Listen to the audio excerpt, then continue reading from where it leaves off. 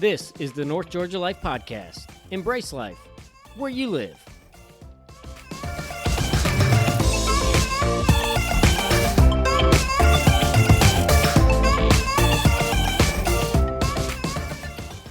Welcome to the North Georgia Life Podcast. It is Jake, and there's not a whole lot to introduce on this episode because pretty much everybody in the North Georgia region knows the name Jaemor Farms. What you don't probably know is some of the backstory behind the farm and some of the events going on for the community at the farm. So I won't belabor the introduction. Don't forget, you can always find us on Facebook at North Georgia Life Podcast. You can find us on Instagram, same handle.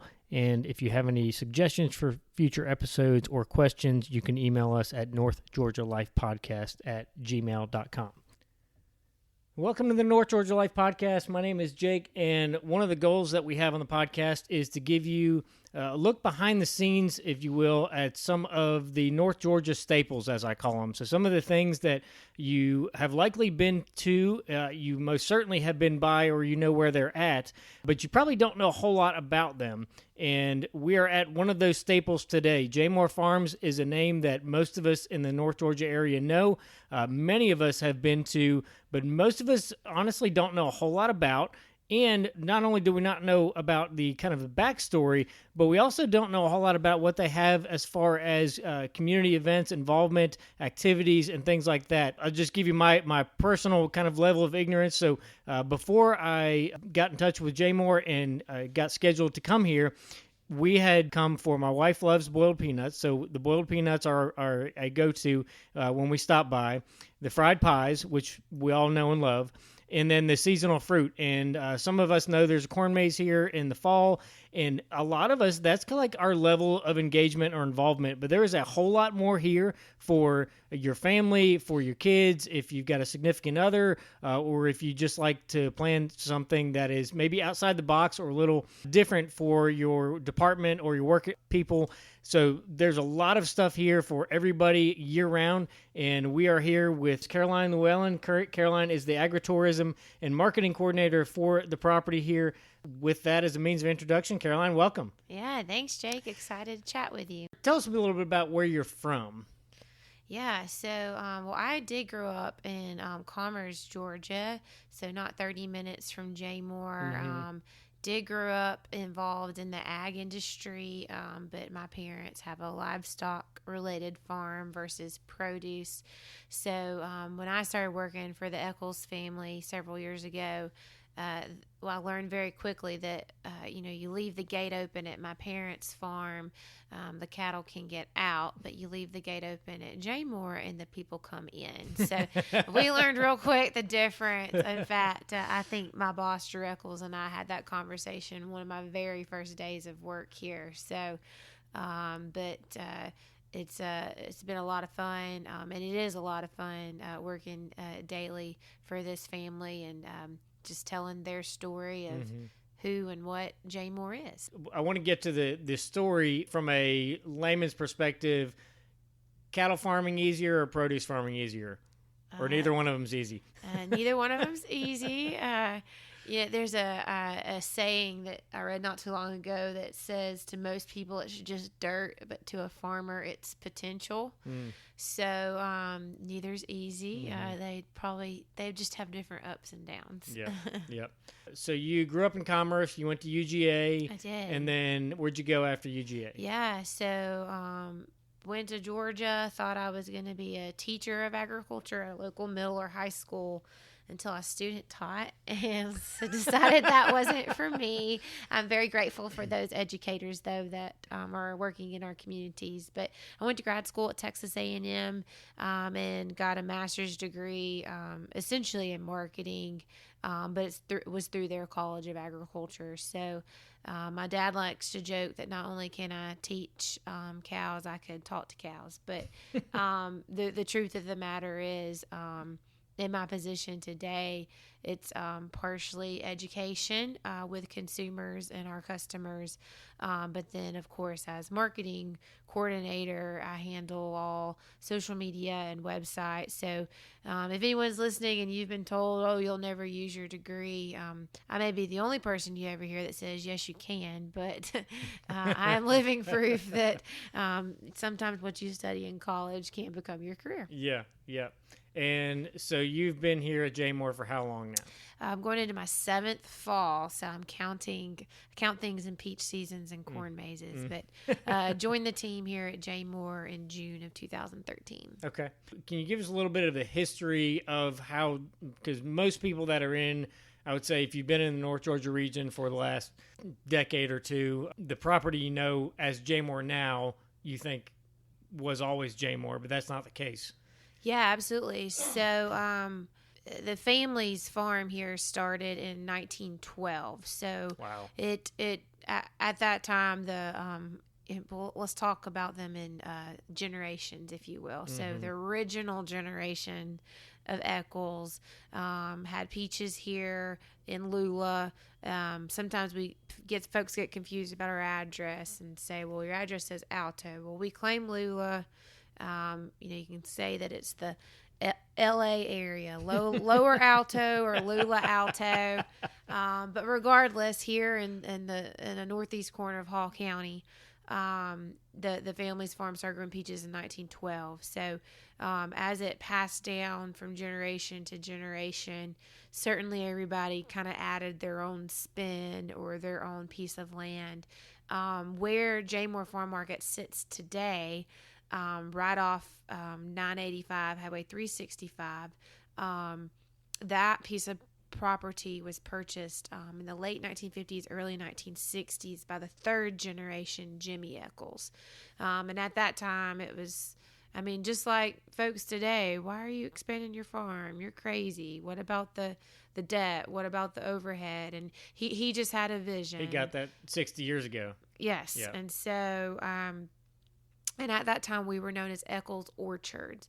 So fast forward to the late 1970s, and the state legislature approved funding for 985 to be paved. So we're going to extend the route from Atlanta to the Northeast Georgia mountains. So there was lots of debates on where that highway would go. Would it go through the farm? And it ended up just clipping a side of the farm. Which presented a wonderful place to build a farmer's market. The other Eccles Farm Market, or Eccles Orchard Market, I should say, peach stand, was just on the opposite side of the farm on Old Cornelia Highway, which still runs parallel with 985 from Gainesville to Cornelia, Georgia. And then there was Cousins with another peach stand. So in 1981, January 5th in 1981, when Jaemor Farm Market opened, it was just a few days after 985 officially opened. And that was when the family said, well, it's another location, same family, but it's kind of getting down to the third and fourth generations. Let's rebrand. Yeah. So in 1981, Eccles Orchard became known as Jimmy Allen Eccles, so Jae, and then his wife's maiden name is Morrison, so Mor. So I love to ask Mr. and Miss Eccles what they had for dinner, and they just kind of laugh and say, "Oh, it's what we came up with." But today, kind of my punchline is when you call Jaemor and ask to speak to Mr. Jaemor, the truth is that we're not lying when we say he's not in, because there is no Mr. Jaemor. It's the Eccles family. So it started out with just peaches. Yes. With every sequential generation, was the product line, if you will, expanded, or has this been something that's just been in the last wave, if you will? Sure. It's a little bit of both. Some family members dabbled and had livestock, or maybe back prior to the 1960s, there was cotton here. And pretty much when Jaemor was named and rebranded is kind of the start of the shift to produce. This market used to just be a summer fruit stand, gas station, and that's certainly evolved over the past 38 years. But there were some really hard years in the 1980s where the family lost back-to-back peach crops. I mean, that could devastate a farm, and a lot of people that lack grit would have already quit and gone on. And somehow this family was able to persevere. And they did add some apples. They did add some pumpkins. 1999 was the last year there was livestock. Mr. Eccles sold his chicken houses, and of course by that time, they had 5 children, and several of their children were involved with the operation at that time. But it was in the early 2000s where Jarl and Judah, who were 2 sons of Jimmy and Mrs. Eccles, and then Jarl's son Drew, when those 3 kind of got together, and quite frankly, when Drew came back to the farm full time, that really looked at diversifying Jaemor. And of course, if you diversify, it offers another job to another family member. So it's really been the past 15 years that this farm is truly diversified and started growing additional fruits and vegetables, expanding peach acreage. 20 years ago, the farm sat somewhere around 200 acres, and today the family owns and operates around 500 acres. Oh, wow. We sit in 3 counties, Hall, Habersham, and Banks. This summer 2019, we have somewhere around 350 acres in actual production, which is a lot for a produce farm in North Georgia. Yeah. We don't quite see that, and get south of Macon, and you'll see a lot of that in our state. Yeah. But for where we're at, it's very rare. Kind of a little gem up here in Northeast Georgia. I would think that your position, being in the agritourism marketing position, that over the 7 years you've been here, your job has changed pretty significantly, because from, at least from my vantage point, maybe this is ignorance, but there wasn't a whole lot going on in either of those realms before you got here. So can you share with us a little bit about some of the things that you've done to engage the community, different segments of the community? From, I see you've got on your desk here a binder that says field trips, but then some things that you have for adults, some seasonal things. We're at the start of the fall. We were joking about it. We were supposed to be at the start of the fall, in the 90s this week again, so we're a little tired of that. But what are some of those things that you have kind of started that people in our area probably don't know a whole lot about? Sure. Well, I mean, just as with any business, as you grow, it offers opportunities to bring on additional staff that can take the weight off of, or hopefully take the weight off of, the owner of a business. So that was one thing that I did. I feel like I did. I hope I did and continue to do for the Eccles. Is they did a lot of stuff in-house just as they had time.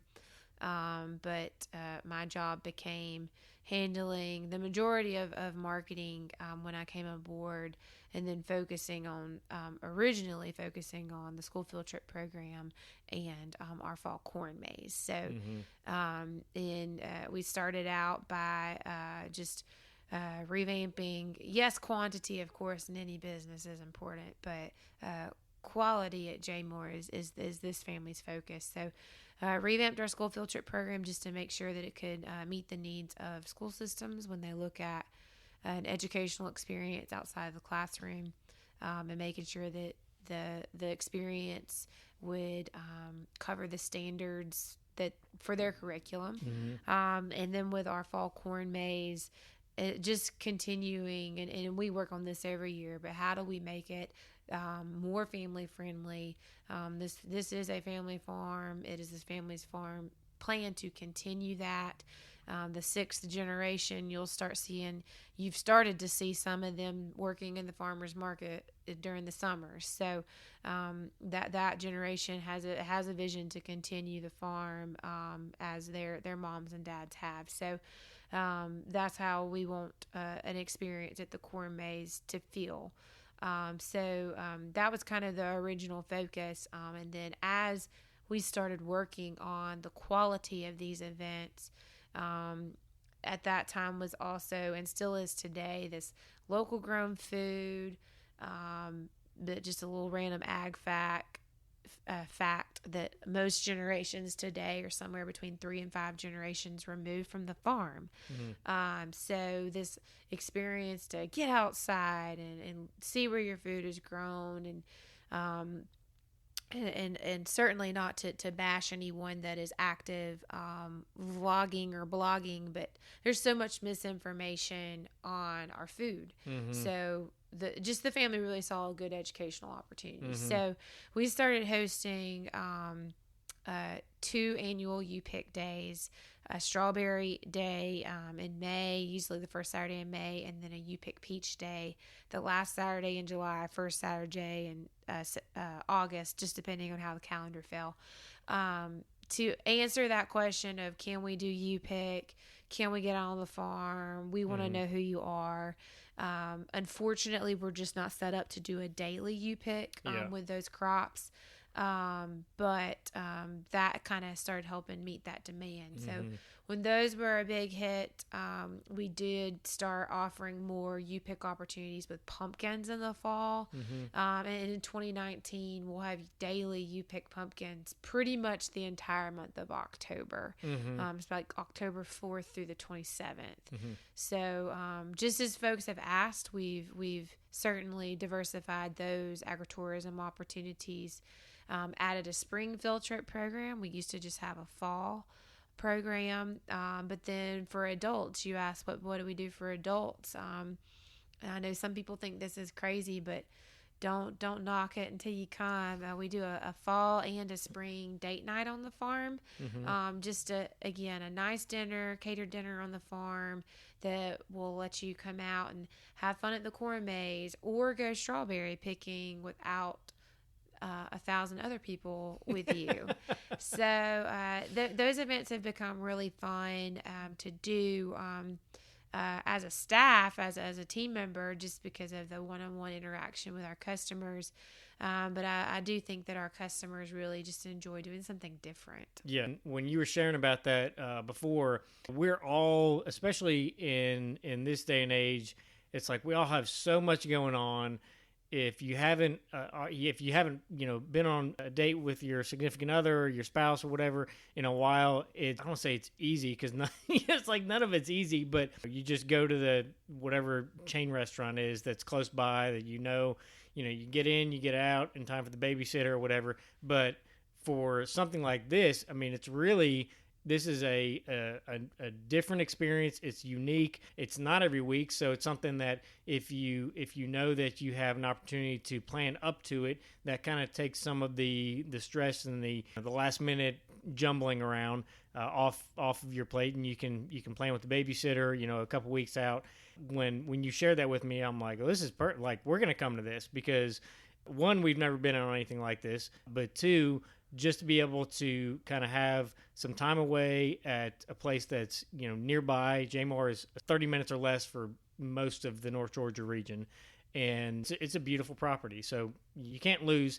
And it's going to be a great time of year. Absolutely. It better not still be in the 90s. Hopefully it will not be. We tend to bake up here sometimes in September, but it seems like that temp starts to fall the end of the month. What do you like most about your job? I really enjoy that it's something different every day. I mentioned the student teaching experience. That was a wonderful experience. But most of the time when I handle or deal with teachers or administrators or parents, they're happy for the most part. So that was a perk to me in how I have an outdoor classroom now. But it's just something different every day. everybody's got to be passionate about something. And if you're not, I encourage you to find something. But I don't know how or why, but I have been wired to be such a pro ag person my entire life, and I love working in this industry because it literally impacts everybody. And just getting to tell this farm family story, it's one that is worth telling, and they're just a great family to work for. So that makes getting up every day to come to work easy. You mentioned just loving this industry. If someone is interested in getting involved in this industry, any words of wisdom? Yeah, I mean, I think that agriculture is first off, it's more than just a farmer, a tractor, and a plow. I think the stats, like there's over 300 careers in the industry, ranging from, you've got the livestock veterinarian, agribusiness owners, to those that are in sales and of equipment and chemical to seed. We work a lot with the University of Georgia, where they have several excellent, just top of their class researchers that research. Anything and everything food. So, and then today, food is one of the number one reasons people travel. So that's a whole nother component that's really growing, that I don't even know that you would call it agritourism. It's more of a food tourism, but that's industry related to me. But the best start, if you're wanting quick information and wanting to know what your return on investment may be on a backyard garden or whatever it may be, is almost every county in the state of Georgia has an extension office, University of Georgia extension office. So definitely just do a quick Google search, find that number or email, and those folks are equipped with the latest and greatest research and information resources that can get you going where you need to be. Yeah, I came across from a prior job that I had the treasure trove of wisdom that the extension, whatever your county extension agent or office is, and you can just Google, whatever your county is, extension office, and you'll find them. These are some of the most knowledgeable people about some of the most random things. Absolutely. I had jack of all trades. Yeah, I had my first encounter with an extension agent. I think it was my first encounter. So I was working, this is, 10, 12 years ago now. I was working at a golf course, and we had, it turned out, voles that were destroying all the landscaping in the front entrance. So it was like Caddyshack before our eyes, where the flowers, they were sucking down in the ground. We'd have rose bushes, and they would chew the entire root system, and the rose bush seemed healthy, and then it would just fall over. Like, it would just blow over, and there was just this nub at the bottom. They had eaten the entire root system out. And so in the process of asking, and we tried everything. You name it. If it's on the internet, we tried everything. And finally, we got in touch with the extension agent, and that was like the first pieces of good non-internet wisdom. It's like the home remedies, the DIY home remedies that people used, 80 years ago, that are better than what you find at the drugstore. They still work. And so don't fix it if it's not broke. Yes. So, but yes, the extension agent is a treasure in our counties. You grew up around this area, this general area. What's one of your favorite, things in the area?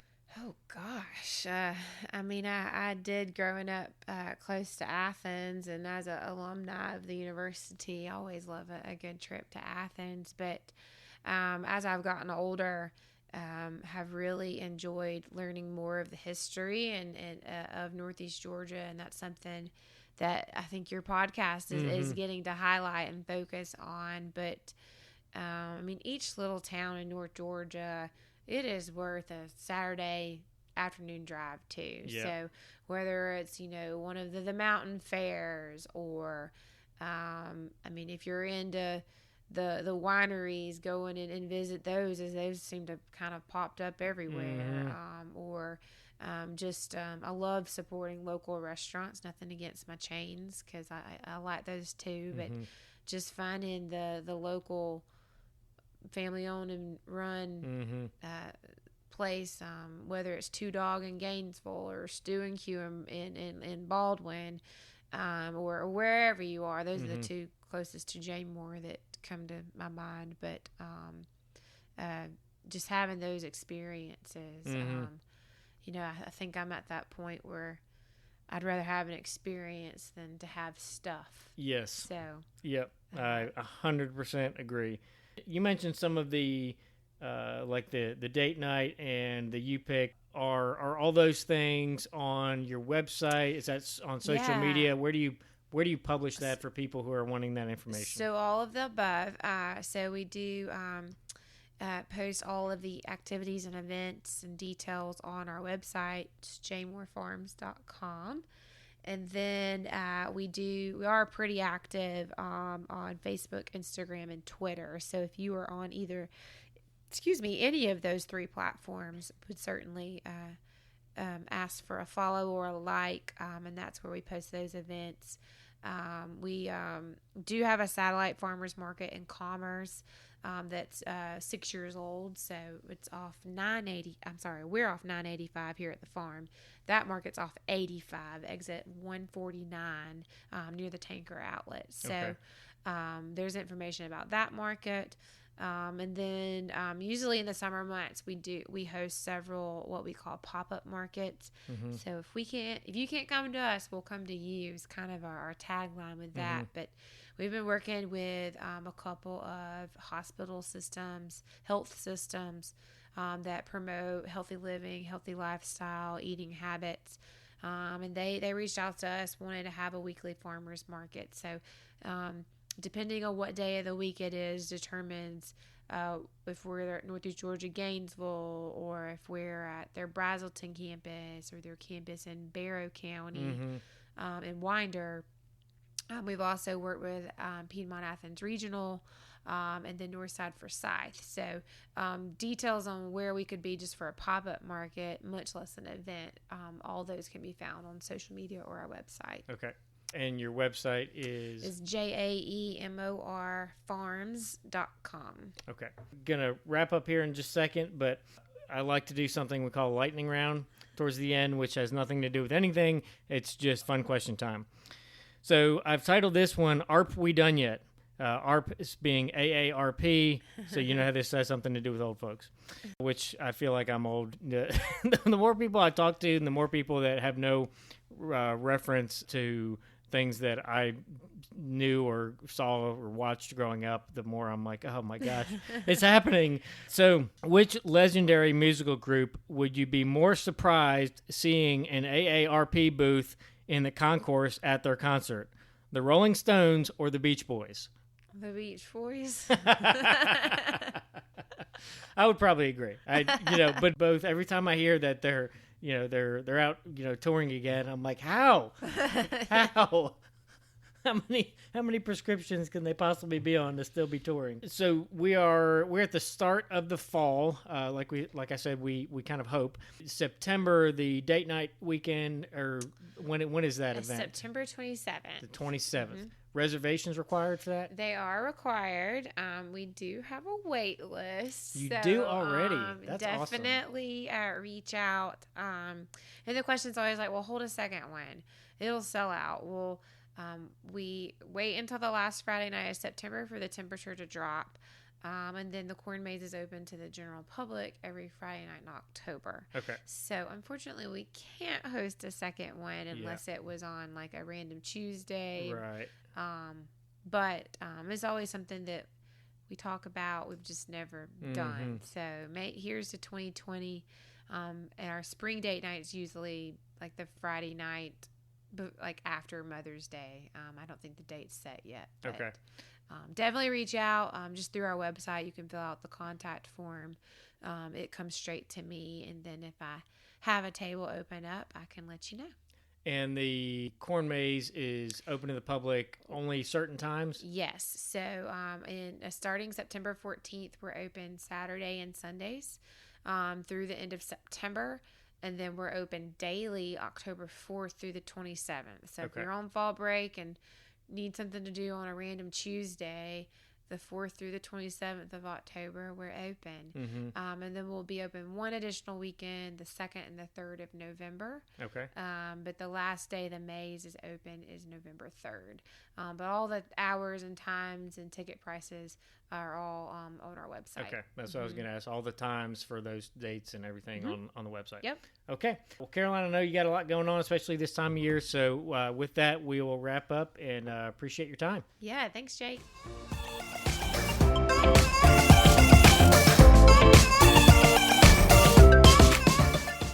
This is the North Georgia Life Podcast. Embrace life where you live.